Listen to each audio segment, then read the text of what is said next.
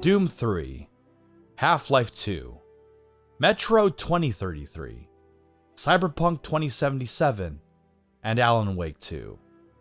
These games have nothing to do with each other, except for one thing.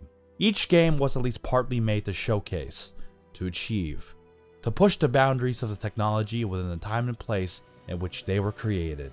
Technology has evolved since the advent of computers, and as long as there were video games, graphical technology advanced along with them. From Space War to Super Mario, from Street Fighter 1 to Street Fighter 6, from the pseudo 3D hallways of Doom to the shiny blood-soaked 3D hallways of, well, Doom.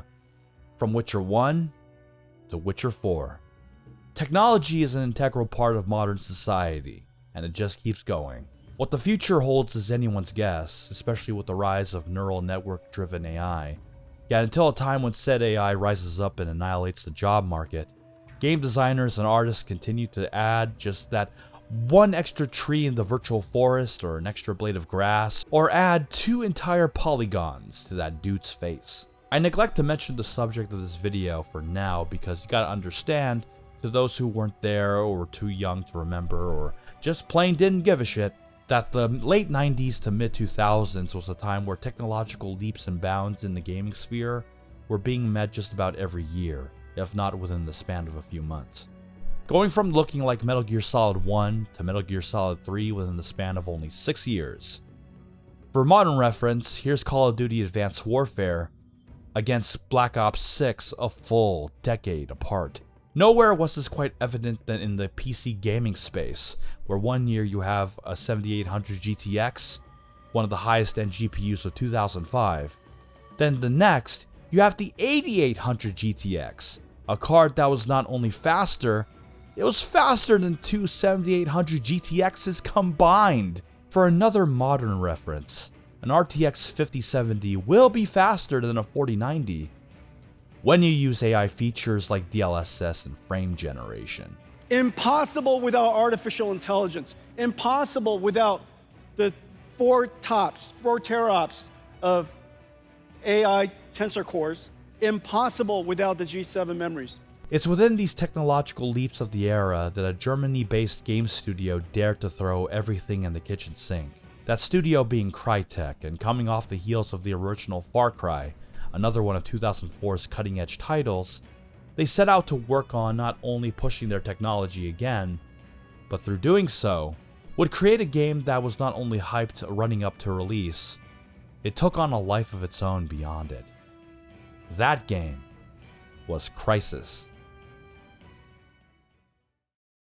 On the surface, Crysis is a first-person shooter.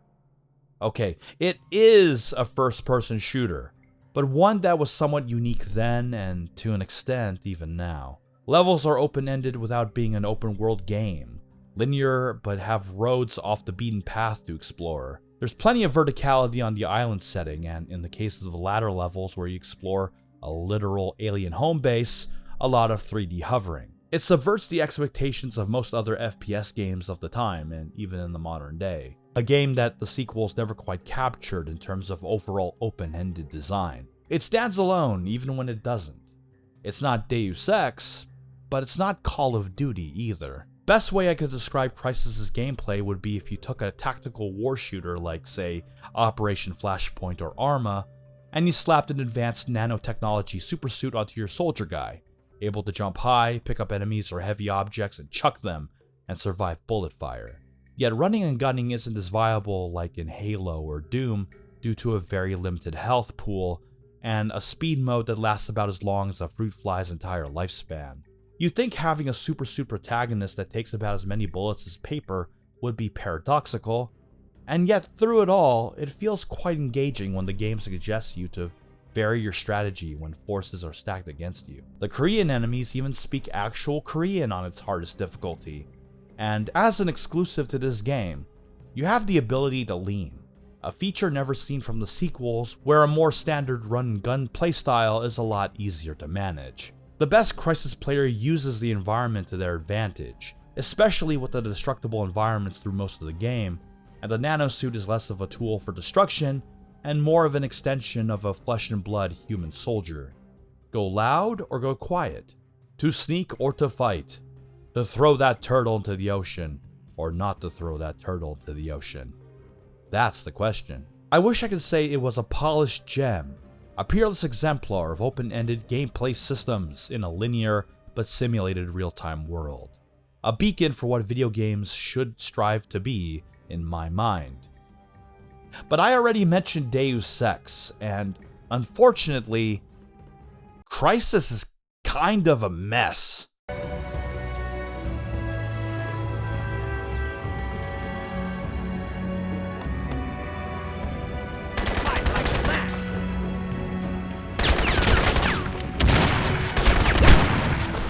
I'd be lying if Crysis was a smooth experience, but it rather isn't. Despite how it looks, the polish isn't quite there.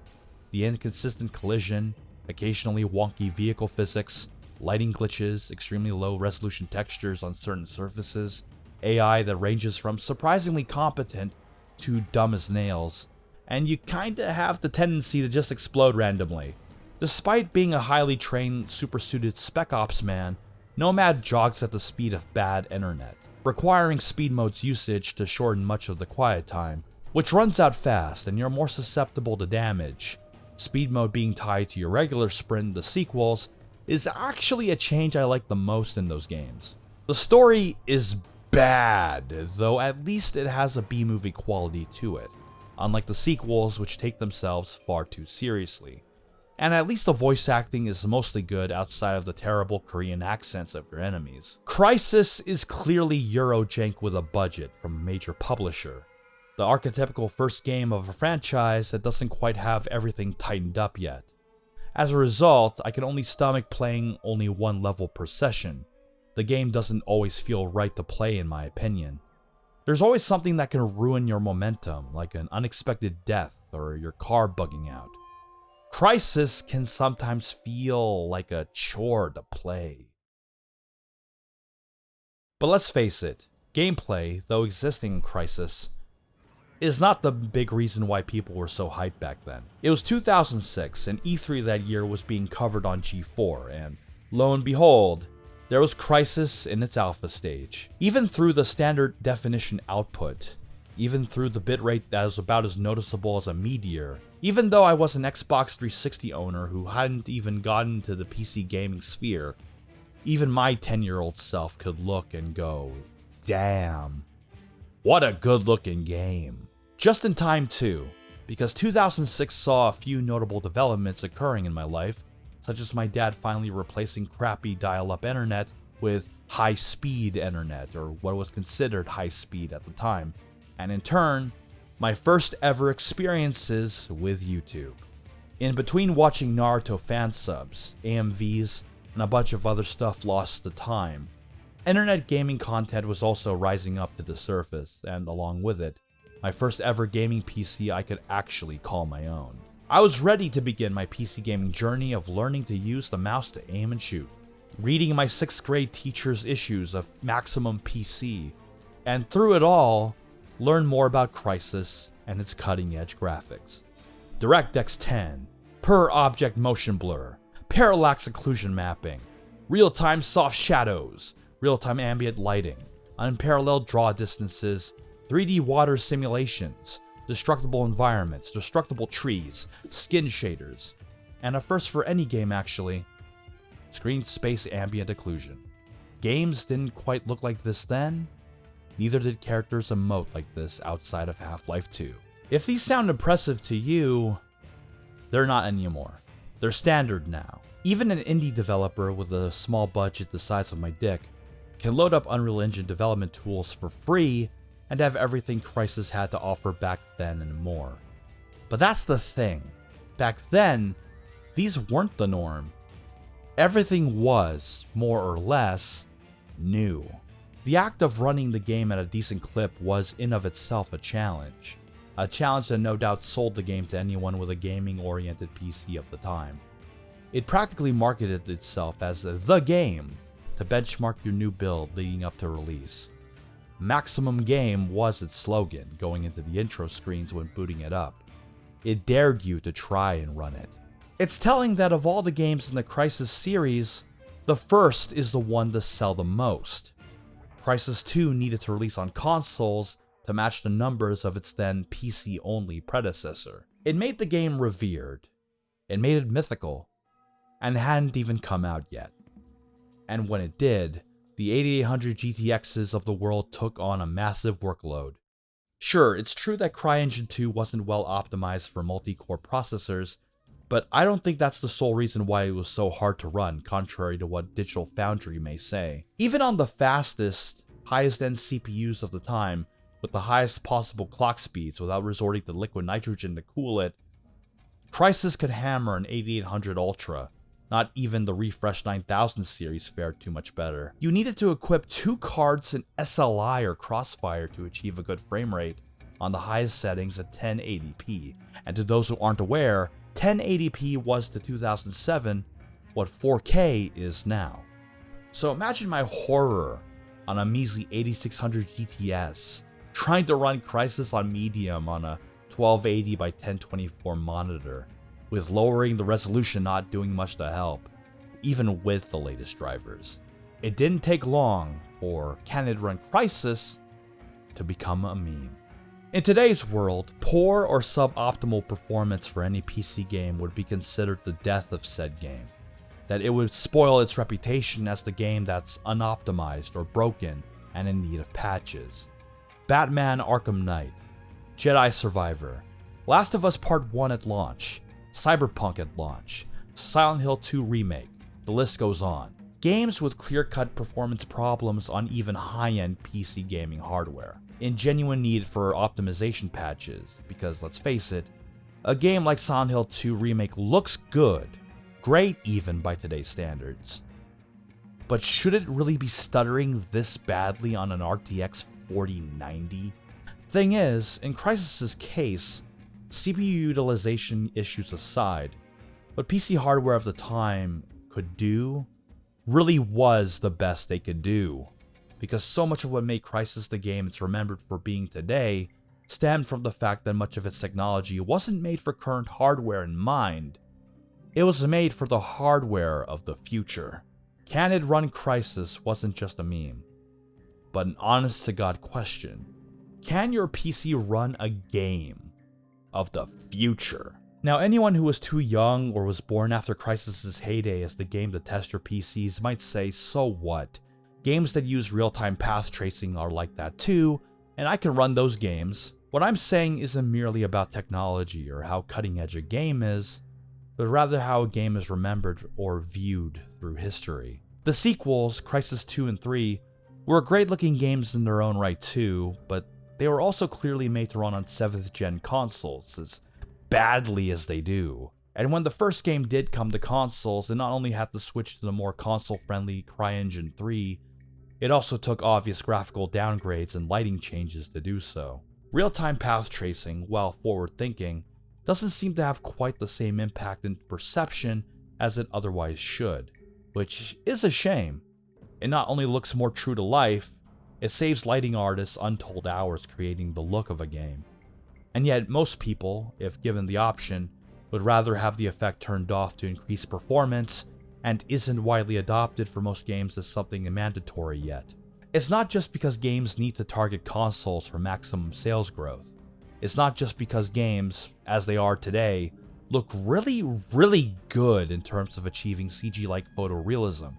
And it's not just because some games have actual optimization problems. There's one other thing that's currently keeping any of today's games, even the most cutting-edge and technologically innovative, from having the same reputation Crysis had when it was new. You got this incredible graphics card here, Blackwell. We're going to shrink it and put it in there. Does that make any sense? Well, you can't do that without artificial intelligence. Now, you can just rely on upscalers to increase your frame rate. Look, I love these new features. I love DLSS or FSR as the 1080p gamer. I get to have the best of both worlds without needing to invest more money into my system. I get to play Black Ops 6 at nearly 200 frames per second on max settings thanks to it. Frame generation is probably a godsend to some people stuck on lesser hardware who want a smoother look without a slimmer wallet. I would have loved to have had these kinds of things growing up, and to those who are growing up with these things now, good for you, and I mean it. I'm actually glad you get to run more games thanks to them. I'm glad I get to run more games thanks to these advances in upscaling. Crysis could have used DLSS or FSR. It would have helped make the game more accessible to people at the time. It also would have made the game less memorable. Well, you never would have gotten Canon Run Crysis back then because yes, you probably could if DLSS existed. People wouldn't have needed to upgrade or build or buy an entirely new PC to run the game at high settings because upscaling would lighten the burden. That's good. But would anyone have gotten hyped for the game the same way if that was the case? Would it have sold the way it sold if the reputation as the game of the future wasn't cultivated? I don't know. Isn't this just Far Cry with a supersuit, said the passive observer? From the time I'm writing this, I recently built a new PC after enduring the RTX 2060 laptop I was on for years.